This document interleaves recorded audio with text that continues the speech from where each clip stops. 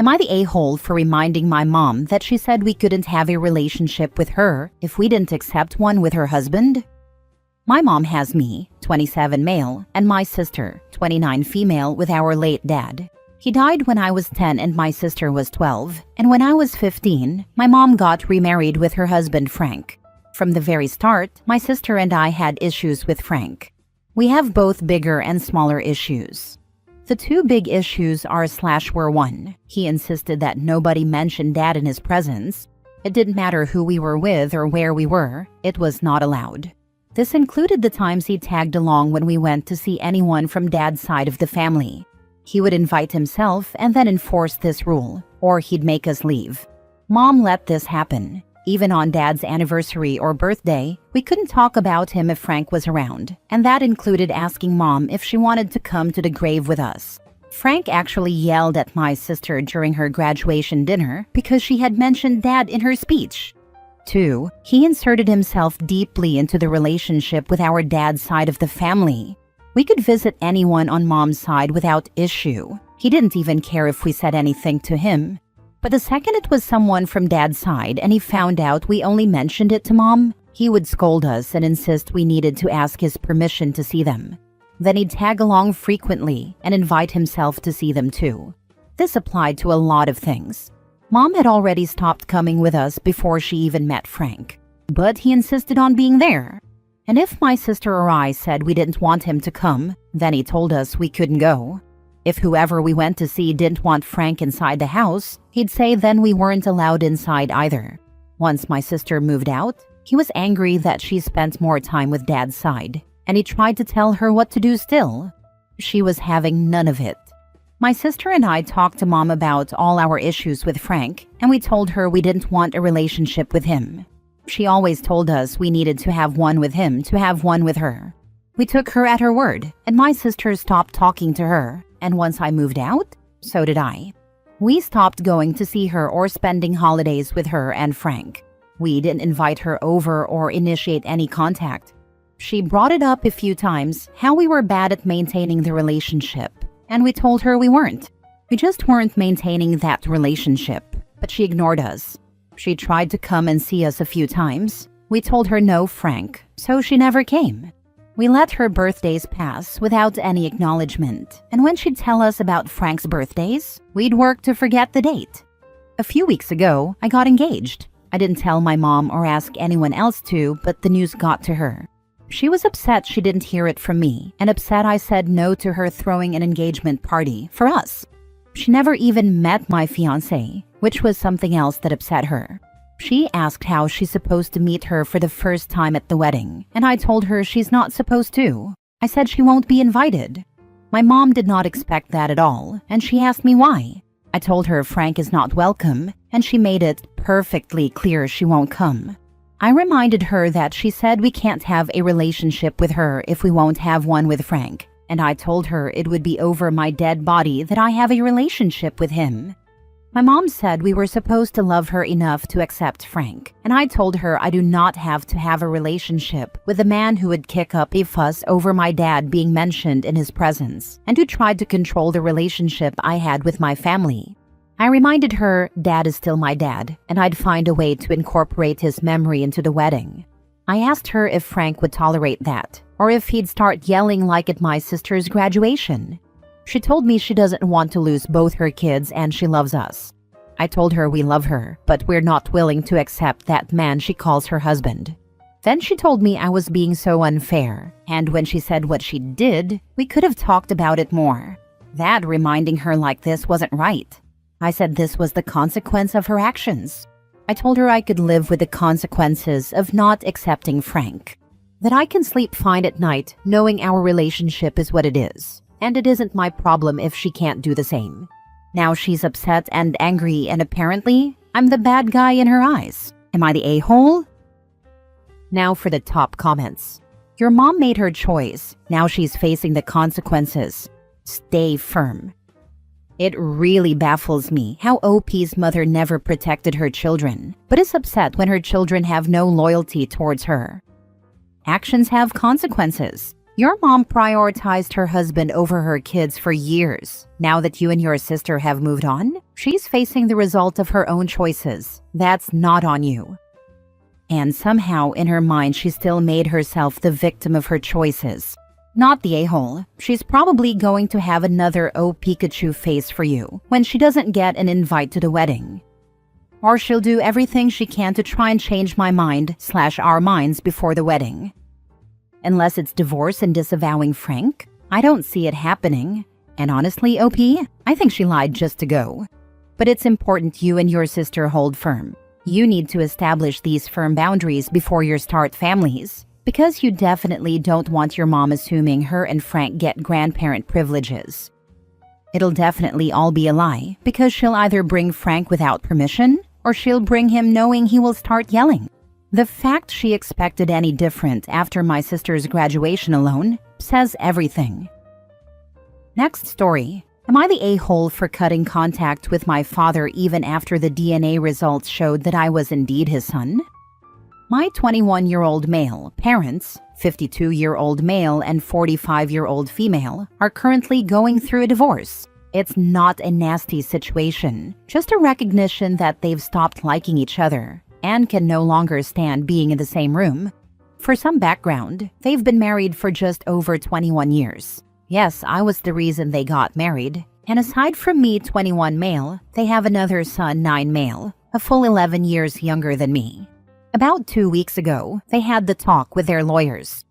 I'm away in another region of the country for college, but according to my mom, during the discussions, my father repeatedly questioned whether I was actually his son. He claimed I had ruined his life and called my mom horrible names. His words, not mine. My mom decided to settle the matter with a DNA test, so I had to take leave from college and return home. The test was conducted with lawyers present, and throughout the entire process, my dad refused to look at me or say a single word to me. Afterward, I went back to college, and their divorce proceedings resumed. When the DNA results came back, my mom called me really cheerful and happy. I am indeed his son. The day passed without a single call from my dad. It took him 2 weeks to reach out, but I didn't answer. Honestly, I had no desire to hear from someone who had been so adamant that I was nothing but a burden his entire life. My silence was interpreted as rebellion, and now everyone on my dad's side of the family is angry with me. So my question is, should I even try to have a relationship with my dad after what he said? And how can I make him understand how deeply his words hurt me?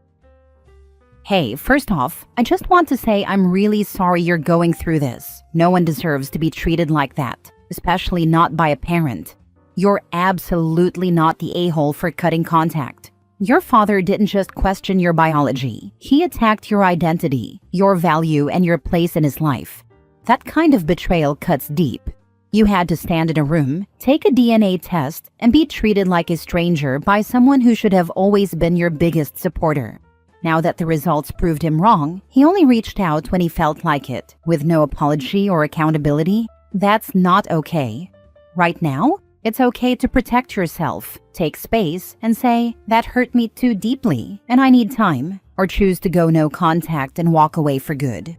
Stay focused on your studies, your mental health, and the people who treat you with love and respect. You didn't ruin anything. He's the adult who made his own choices. Whatever you decide, you've got every right to set boundaries that protect your peace. Also, because I'm petty, for those on your dad's side of the family, they really need to be put in their place. Responses prepared below for maximum impact. Interesting how I wasn't his son until a lab said so, but now I'm supposed to be the disrespectful one for not answering his calls? Appreciate the sudden concern for family bonds. Wish that same energy had shown up before the DNA test. He called me a burden, questioned my existence, and now I'm the bad guy for not picking up the phone? Tell him to try fatherhood next time instead of damage control. Imagine needing scientific evidence to acknowledge your own child and still thinking I'm the one with issues. Funny how none of you questioned him when he was denying me, but now you're experts on respect and family values. Interesting. Good grief. I hope karma finds this man and his enabling family quickly.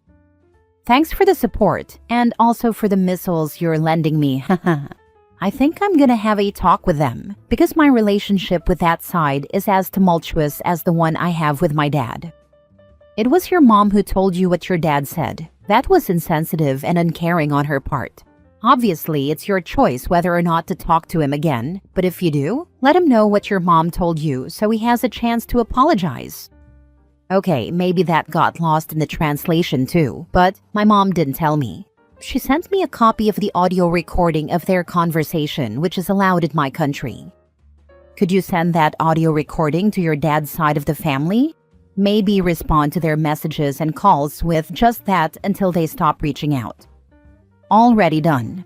Safe to say my grandparents both had a heart attack and also threatened me to be removed from the family testament. Not much property to share anyway, so I don't care. My aunts, all of them, bombarded me with Bible quotes and family quotes like they were Vin Diesel, and my uncles are all trying to grab a drink together. They'll probably beat me up.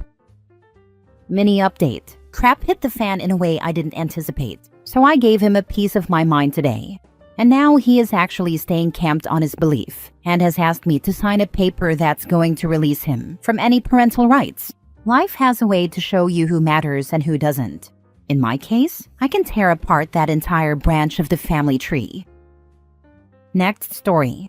Am I the a-hole for telling my sister she lost me the second she even considered dating my ex who gave me an STD and didn't tell me? I, 28 female, was with a guy called Jason, 29 male, when we were 20 to 21 years old. We broke up when I was 22 after I found out he had not only cheated on me, but knew he had contracted an STD from sleeping around and didn't tell me. He had known about it and was told he needed to speak to any sexual partners because of the risks associated with this STD to fertility, and he said nothing. I remember when I told my family what had happened, they were all there to support me, and my sister, 27 female, was one of them. I did move on, and I met my husband a year after breaking up with Jason. Thankfully, I was able to get pregnant, and we have a baby together. But I never forgot the fact that Jason did what he did. Cheating was bad enough, but you can move on. The STD was where it became not only unforgivable, but I would have taken issue with anyone in my family even becoming friends with him after that point. But then 3 months ago, my sister asked me if I would be okay with her dating Jason. She told me she didn't want to lose me, but they had met again after several years. She liked him, and he'd changed. I walked away from my sister without saying a word, and she started dating Jason officially. Though when she came to me like she did and asked me like she did, I would guess they had been unofficial before that point and not just friendly. I have shut my sister out of my life, and she has not been allowed to come and meet my child. The rest of the family stands with me and what I decided, but they have not shut her out of their lives, which is totally fine and not an issue for me. But my sister doesn't like that, and she has tried to get in touch with me several times. She has cried and asked me to hear her out and talk to her. I did run into her once since, and I ignored her. She was talking to me, but I acted like she was a ghost I couldn't see or hear. So she ambushed me at my house the other day and told me she doesn't want to lose me, and that she'd break up with Jason if I stop ignoring her and we can go back to being sisters. I told her she lost me the second she even considered dating him. I told her I might not have known about it in that moment, but once I heard she wanted to date him, knowing what he did to me, it was over. She's crying about it now, and our family is refusing to hear her cries about it. My baby sister, 24, told me she's trying to get the rest of the family to confront me about it, but nobody will. She does think our sister is genuinely hurt about this, but she feels like it's her own fault. And I agree. But I know what I said to her might still be overly harsh, because even thinking about it, without acting on it, would have led to this, which might be wrong of me. So I'm here to ask, am I the a-hole? Now for the top comments. People who are bad people, cheaters, abusers, etc., have a charming and likable side. That is how they get their victims or partners. I am always amused when someone says, "No, he's changed." Has he? Or is he just showing you the side of him he wants you to see? If he has changed, can the sister articulate how he has changed and what drove him to change? How has he made amends, or at least acknowledged the person he was? In 99.9999999% of the he's changed cases, he has not changed at all. He is just in the love bombing stage.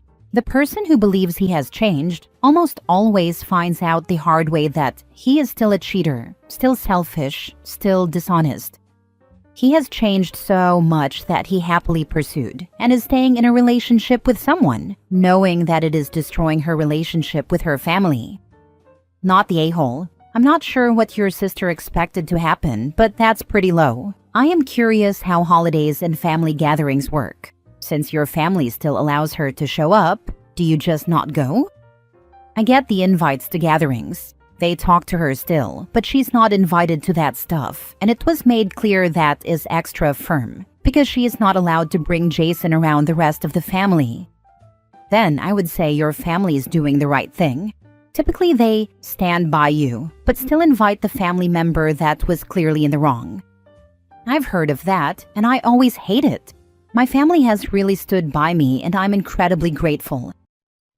Last story. Am I the a-hole for telling my fiancé? I'll leave him if he keeps using our money to support his homeless mother, who hid her foreclosure from us for years? This whole situation is a mess, and I don't know if I'm being heartless or just finally setting boundaries. My mother-in-law lost her house due to foreclosure.